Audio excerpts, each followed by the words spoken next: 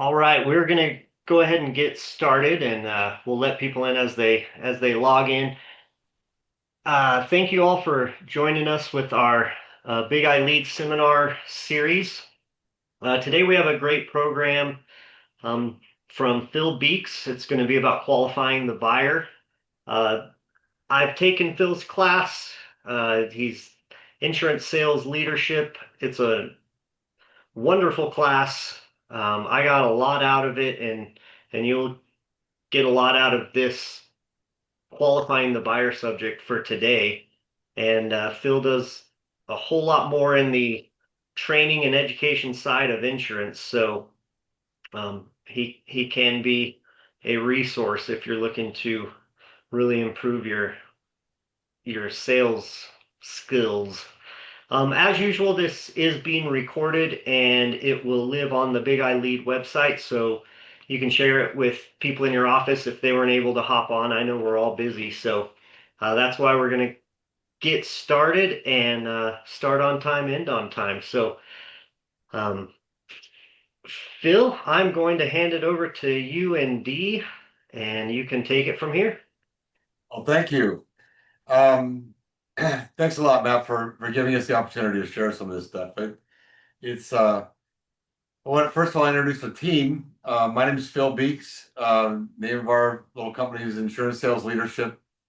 We have a website, insurancesalesleadership.com. I want to introduce Dee Prentice, sitting here with me.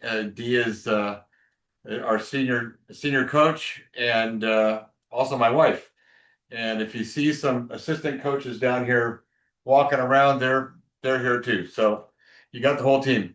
We are we develop producers. That's what our job is. We I started out as a producer myself when I was 25. Started my own agency when I was 29.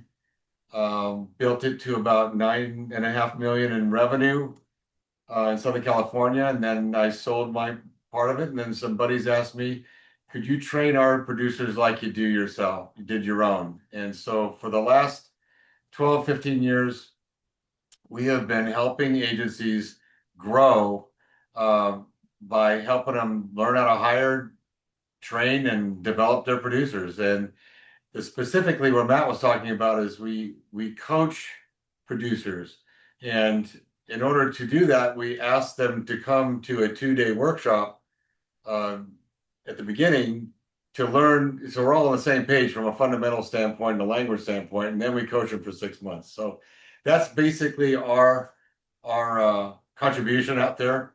It's been very rewarding practice, and we're very proud of our results. So, but one of the topics that Matt asked me to talk about is qualifying the buyer, and I need to explain a little bit about that. And I'll go to the first slide. One of the problems we have in selling our product is for a lot of buyers out there, it's an intangible. And I don't care if you're cross-selling within the agency, I don't care if you've got a tough renewal going on. It's somewhere at some point we need to be presenting our solution to a problem, and they react by agreeing to buying the coverage to give you the order or not. And so there's an issue that comes up, a challenge, I'll call it, um, when we don't set the stage for that. Um, and what I mean by that is there are there are assumptions that we make when we quote business that I want to go through. First of all, one of the symptoms that we're not qualifying the buyer, and I'll explain that in a few minutes, is our low hit ratio. A lot of producers go into the game assuming that a 40 to 50% hit ratio is okay. And by hit ratio, I mean the number of opportunities quoted versus the amount of them that you actually bind. Uh, in our opinion, a you're the CEO of You Inc. You're in charge of this ratio for yourself. And to quote 10 deals and win five to us is a lot of work for you, staff, underwriters, everybody. And that needs to be improved. when you qualify the buyers, you can take that hit ratio to into the 80s and 90s, and that's where it belongs. Okay. So why is this a problem? Primarily, it's a problem because we assume, number two, that low quote wins. I'm not sure where that's written, but it's believed very often. And in fact, not qualifying the buyer is the number one killer of brand new producers that haven't learned this yet. Um, Low quote simply means you are below some standard or some level that you think is out there. But the assumption is that you win if you're low quote. That's not true. The commercial insurance buyer, for example, and a lot of personal lines buyers will tell you, and we have interviewed them to find out the truth on this, of why they buy from agents, and price is down the list. It's a ticket to the game to qualify, but it's not the end of the game. So we have other problems where we think low quote wins, but number three is how often has it happened to you? And I can't see your faces, so because oftentimes when I bring this up, people roll their eyes and go, "Oh my God, it happened to me yesterday." That we provide a quote to somebody and they say, "Gee, this looks really great. Thank you very much. I'll get back to you." Next thing you know, there's a BFR on your quote been filed, or for some reason, the competitor comes back in and requotes and they're $10 lower than you and they win. How did they know that? Because the client gave the quote or the prospect gave the quote away. Now I'm trying to paint a negative picture for you because there is a solution to this, but facing the truth of this issue and this as impediment is important. And so we got to deal with this assumption illusion that we can't assume that if we're low quote, we're going to win and that everybody's honest. So here's the core basic problem, or here's where the problem comes. And this is something I invite you to write down. Nobody wants change, they want relief. Now, if you think of your own life, I know how to have six-pack abs, but I'm not going to go through the pain it takes to do that. Not at my age. I'm just not going to do it. So we want the change. We want things different. We don't want to change anything, but we want the relief that would come from the change. Does everybody understand that? So this is the problem. If you've got a prospect, they may like their agent, they may not, but there's pain and change. They got to change phone numbers, they got to change people. They're afraid of the unknown. They don't know how you're going to be. So all they have to do to get all the relief in the world is to take your nice low quote you worked for, hand it to somebody else, they match the quote, or they take it away on a broker record letter, and they get all the relief they want without making the change. So again, I can't see your faces, but I have to believe that a lot of you are agreeing with us that this has happened before and is really a tough thing to deal with. So, okay, I'm going to make this picture even worse. This comes from a book called Winning Through Intimidation by Robert Ringer. You can get on Amazon and get a copy of this book. I read it many, many years ago. I think you can only get them as used book these days. It's been out of print for 20 years probably. But they talk about there are only three kinds of buyers. Buyer number one, they set the rules. It's my way or the highway. You want to quote, then I want you to quote first. I've got six guys quoting it. I really don't care who wins. If you want to participate, go ahead. If you do it under my rules, you stay in the game. If not, then you're out. And they have every intention of cutting your hand off at the wrist when you reach for your chips. They don't have the interest in you winning as you do. That's number one. Buyer number two, they tell you it's a win-win situation, that everything's going to be fine. Everybody's got an equal opportunity. I won't give anybody's quotes away. But at the end of the day, they end up cutting off your hand at the wrist when you reach for your chips. Somehow they find a way for you to lose, and it feels intentional. Number three, these people will tell you the same thing number two does, but they believe it. it's an honest opportunity as far as they're concerned. It's an equal opportunity for everybody. It's a win-win situation. We're all going to do it. But at the end of the day, and they feel terrible about it, they cut your hand off the wrist when you reach for your chips. And you can always tell when a type 3 buyer has hurt you when you go back to the office and you tell your boss, I didn't win, but boy, they felt bad about it and they really want me to quote next year. Okay.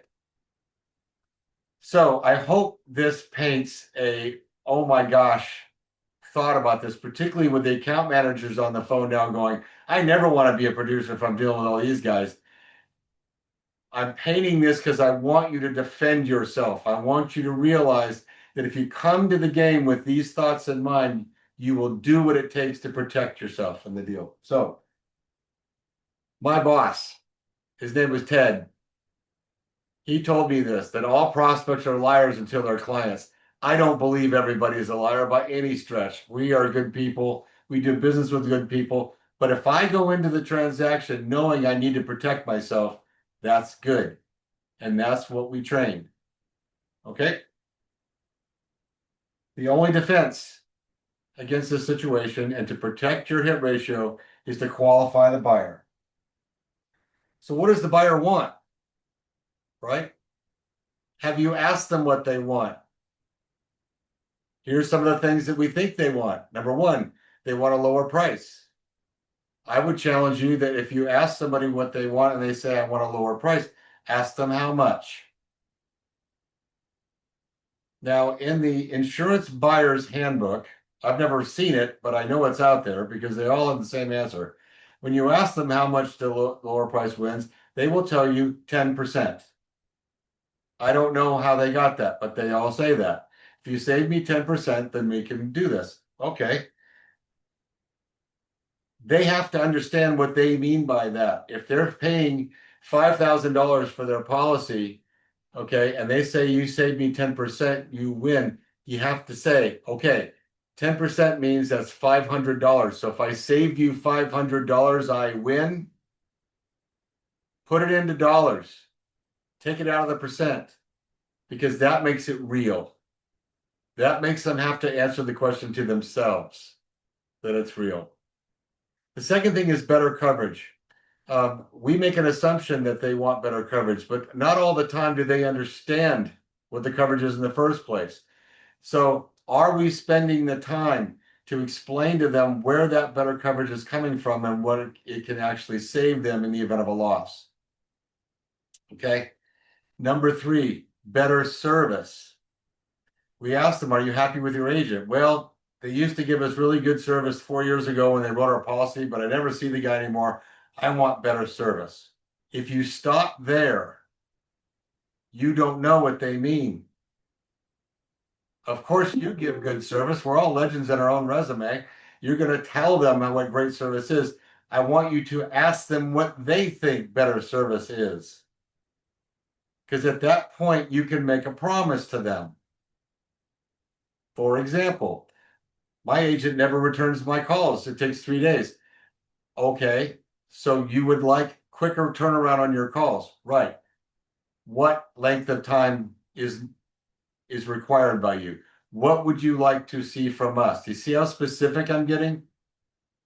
If they say I want turnarounds on my certificates of insurance, you don't say, oh, we're really quick with that. So what? Ask them, what do you want? What is good service in your eyes? You see the difference in the picture I'm painting? They are telling you what good service is. Therefore, you can agree to it or not. But if you do agree to it, it becomes part of your proposal and helps you close it. Okay? So what the buyer wants is important. But here's an interesting thing to think about that I really want you to think about in your agencies. And this is kind of a marketing question. There are only three things that anybody can offer in a marketplace. Number one is lowest cost. Number two is highest quality. Number three is highest service. But here's the secret. You can only provide two of the three. No one can provide all three. And I'll give you a couple examples. Let's talk about Costco. A lot of people go to Costco. Uh, D and I are loyal Costco customers. We like a lot of things about them. Are they the lowest cost? Nope, but it's pretty good. Are they the highest quality? I think so. Costco's got one of the highest quality meat departments in the country, and people don't know this, but if you're a wine drinker, they are the highest, or they're the biggest buyer of fine wine in the world. But here comes the rub. How's their service? I'm sorry, Costco doesn't have any service other than their return policy, which is awesome. But if you need to find something, they may not even know where the night crew moved the pallet. All right. So you're going to get low cost, very high quality. Service is questionable. So let me talk about another one. Let's talk about Nordstrom for a minute. A lot of Nordstrom customers out there. How's their service? Legendary. I was privileged to meet the woman who wrote that customer service policy many years ago, where anybody on the floor can make a decision to help a customer and do whatever it takes to do that. They were revolutionary in that. They don't have to go to a manager. So their service is outstanding. How's their quality? Most people would say Nordstrom's quality is pretty high. So you're getting high quality and high service. But how's their prices? It's on the moon. Now, D and I are very loyal Nordstrom Rack shoppers as opposed to Nordstrom shoppers because we know we're going to get the high quality and decent service, but we're not going to have to pay the price. Okay. So that's their offering. Let's talk about Walmart for a second. How's their service? People go, oh, Walmart, no service. That's not true. Walmart has spectacular service. What other stores do you go to where you walk in the front door and there's somebody standing there saying, how's your day going? Can I get you a cart? Walmart's employees are told if they are asked a question where something is, they must drop what they're doing and walk you to the location where the product is. It's part of their training. They have very high service. How's their prices? Pretty good. I mean, it's inexpensive. I mean, they would tell you that, right? How's their quality? Depends. Middle of the road, right? But nobody walks in there expecting it to be the highest quality. They're very honest about their offering, right? So all three of those people have valuable customers that are all very loyal to them, buying 2 out of the 3 things available. So here's my question to you. Here's my challenge to you. What is your agency's promise to a prospect? Which of these 2 are you offering now that you know that all 3 is unreasonable?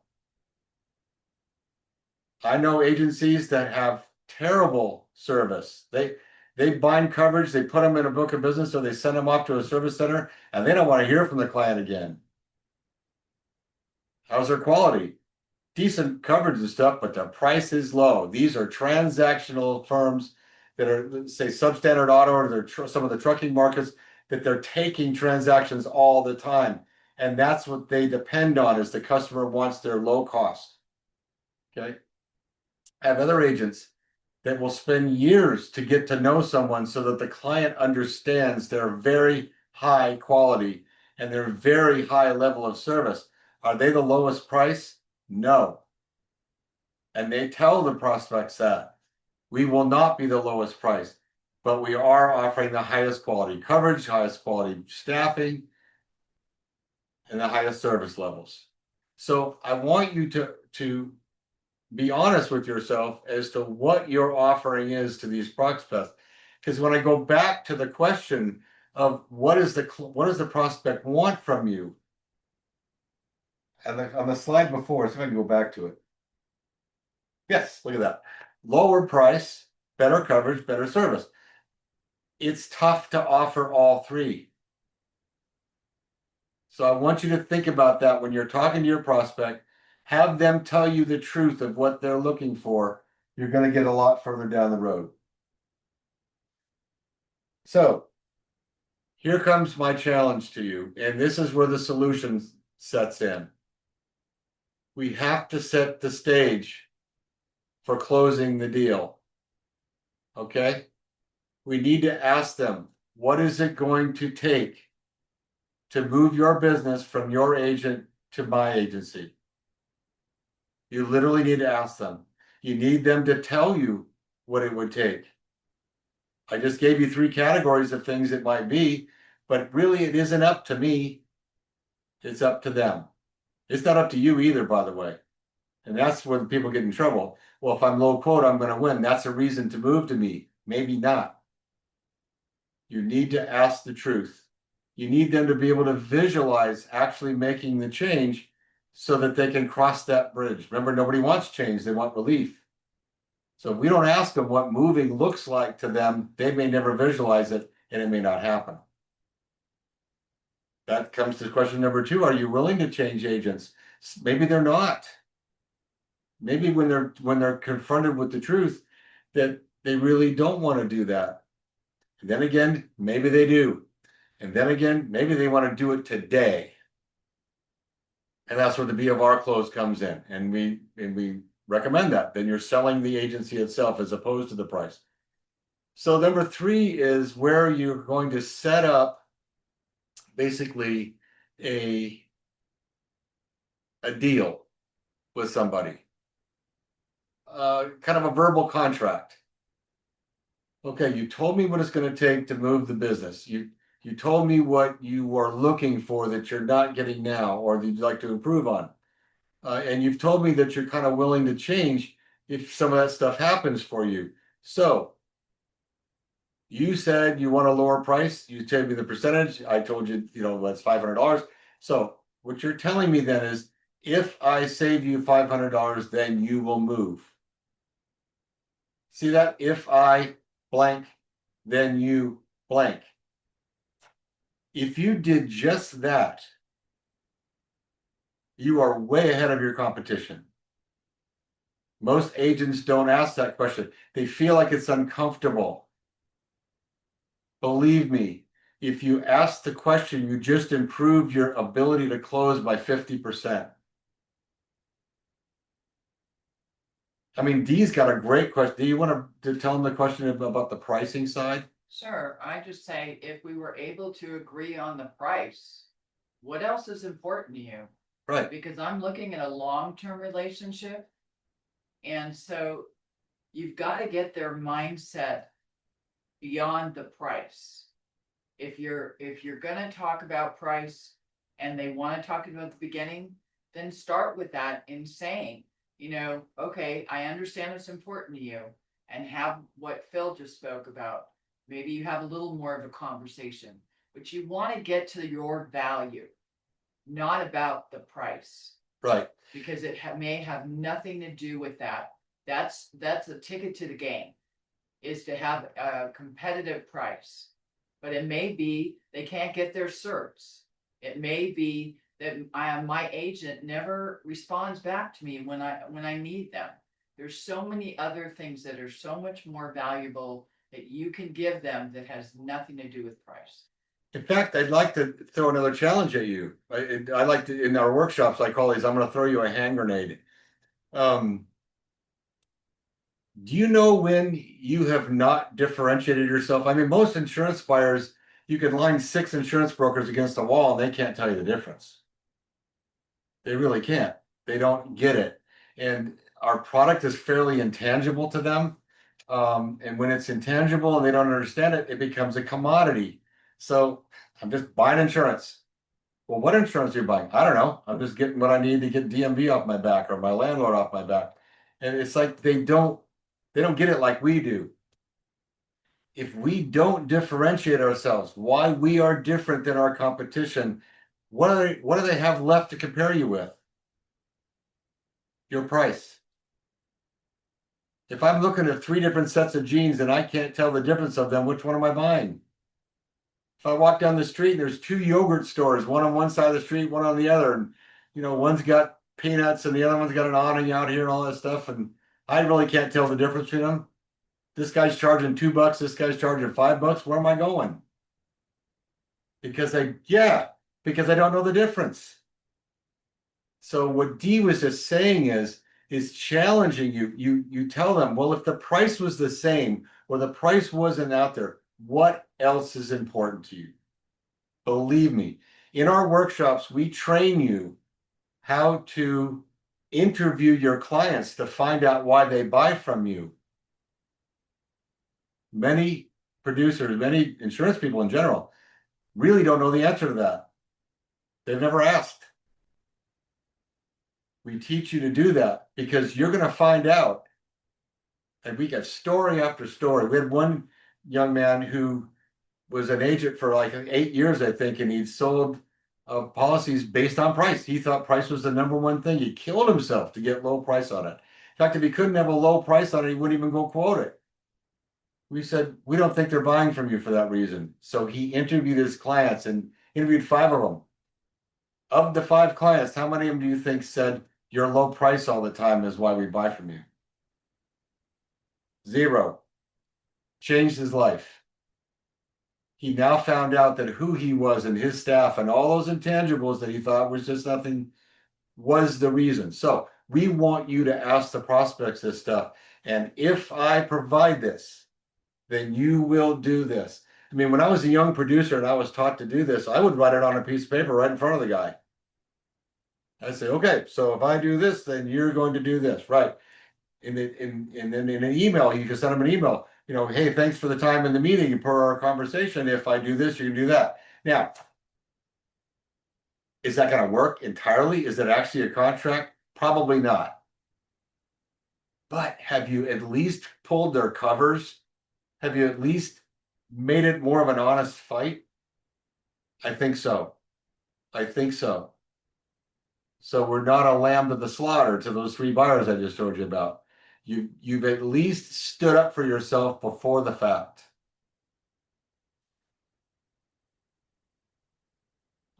Here's the benefits to doing this stuff if you're willing to. Number 1, you establish a deal. At least in the mind of the buyer and in the mind of your underwriter and you, if I do this, we get to win. Oh, I misspelled my sheet. Get a target. Pros. It's supposed to be price. Sorry about that. You either get pros or coverage, whichever ones you're going after. So have them give you a target. I think all of you will agree that your underwriters do a lot better job when you give them a target to shoot at than making them quote blind. But it's your job to find out what that target is. And when you get a target from somebody and then ask them that magic question, okay, if I get to this target, do we win? It increases the value of what the prospect just told you. You know what else it does? Number 3, it improves your credibility with the buyer. It lets the buyer know you respect your work, you respect your firm, you respect the process, you even respect them.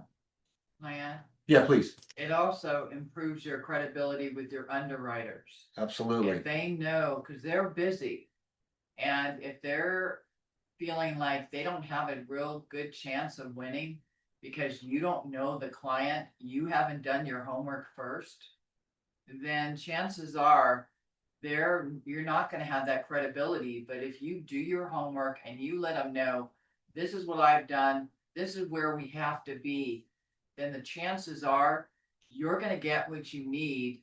And the next time you call and talk to the underwriter, because they've already won, they're going to make sure that they work with you on your deal. Yeah, your deal goes to the top of the stack. When I was a young producer starting out, we were in a soft market at the time, and you all have experienced hard markets and soft markets of, the prices come and go, and in the soft market, last look wins typically. I mean, that's what's important. So I had to work hard to do that because I wanted my underwriters to back me up, and they did. When they got orders, when I said the buyer said that if we get to $7,500 and the underwriter did it and he got an order, my credibility with the underwriter went through the ceiling because they're not used to that. So improved credibility is very important in these questions.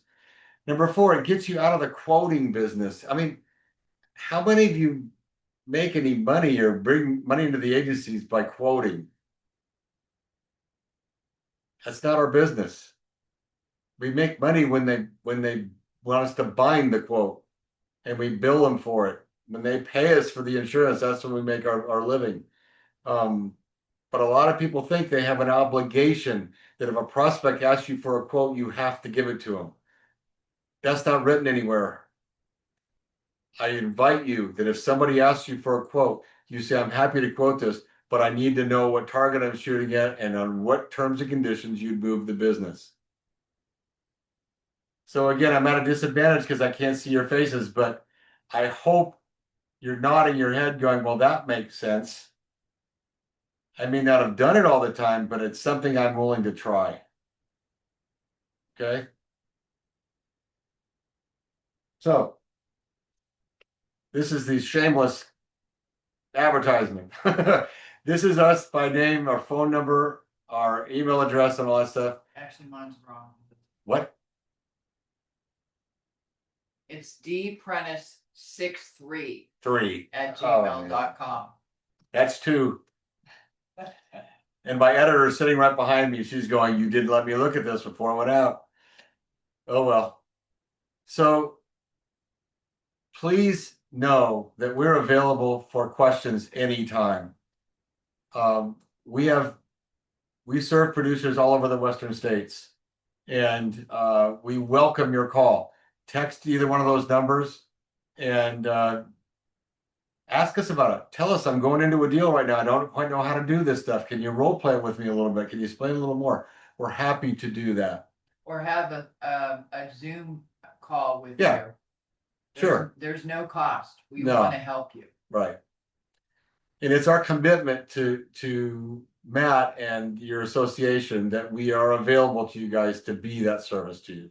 Matter of fact, we were at the last October one, and hopefully maybe The we convention. get to meet you at the next one. Yeah, we'll be there. So, Matt, I'm done. You asked me to be done in 40 minutes. I did it. That is perfect. Thank you. Does anyone have any specific questions for Phil or Dee while we have them on the call? I think you're able to unmute yourself if you do.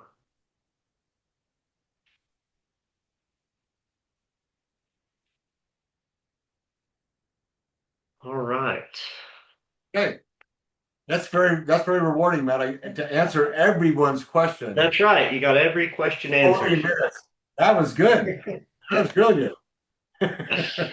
But no, I'm sure they'll be in the course of work and something will pop up and they'll think Phil can help me with that. So Well, I do want to address something.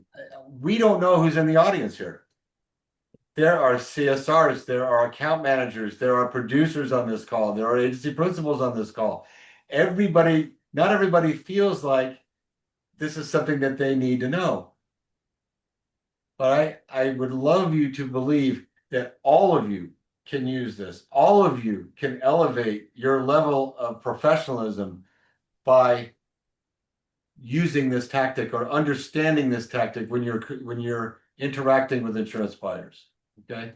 So even the account manager who does cross-selling and they would like to know how to do that better, call us. We'd be happy to talk to you. Okay. Or understanding a little more about your producer and what they have to go through. True. Good point. In their getting that opportunity to talk to a prospect, first of all, and then bringing something to you that you're going to be spending your time working on, and know that they've done their homework too. Right. Okay. well, thank you guys so much. And again, this is recorded, so share this around your office. Let people know how good the webinar was. Our next one will be the Thursday of August. It's going to be put on by Marchberry, and it's going to be a fun one about creating your own brand. And they put a spin on it. How we all have a brand, and what is your brand as a CSR? What is your brand as a producer? And they're going to put a webinar on for us about creating your own brand. So spread the word, sign up, be looking for the invite for next month's webinar. Phil and Dee, thank you so much for putting Welcome. on Thank you. this webinar, and we do definitely hope to see you at convention at the end of September. All right, buddy. All right, Thanks a everyone. lot. Thank you for being on, and we'll see you next time.